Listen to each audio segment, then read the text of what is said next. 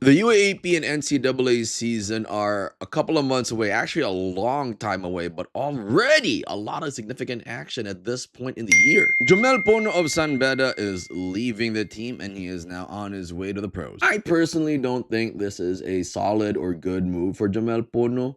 We saw him a lot in San Beda and we didn't really see him ever break through that ceiling that we all thought he would. Did we think that he could have been an MVP type player? Yes, because he's kind of taller and a lot more athletic than the rest of the field in the NCAA. But because of how his NCAA career played out, I'm kind of convinced that he underperformed throughout his entire time. And I'm not hating, I'm just thinking what a lot of people might already be thinking as well, where he might not have the same pro career that he projectively would have, the same way that his college career didn't play out the way a lot of people thought it would have. Again, don't get me wrong. I'm happy if it goes the other way and he's a success, but I just call it like I see it, guys. You know me. The Ateneo recruiting trade is insane. I personally have lost track of all the Naveen Ganglani updates, but almost every time he has a new Facebook post, the background is blue. It's always involving some kid from somewhere, and I like what Ateneo is doing, guys. I don't know if you see it. They're going away from their one and done recruiting style. Last year, they had Kimaniladi and Escobar. Now they're taking high potential players, stocking them, developing them in their system in Ateneo,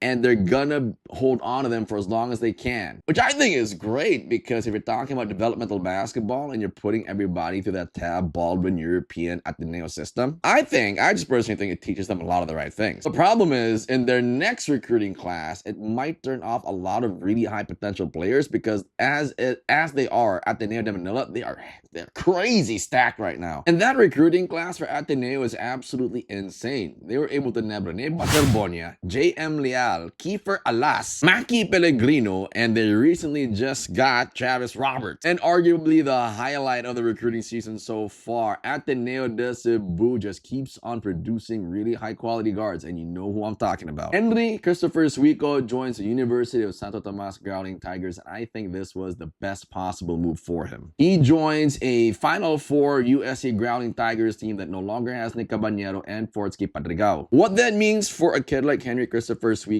is that the ball will be in his hands a lot, possibly in the next UAAP season. We already know what a lot of these SHS ADC products can do, especially at the guard level. And with Henry Suico, they get a very, very good playmaker, a kid who can score in space, in spots, and knows how to create for his teammates. USD just got their point guard of the future, folks. Holla at your boy, let me know, and follow me on Facebook, YouTube, and TikTok.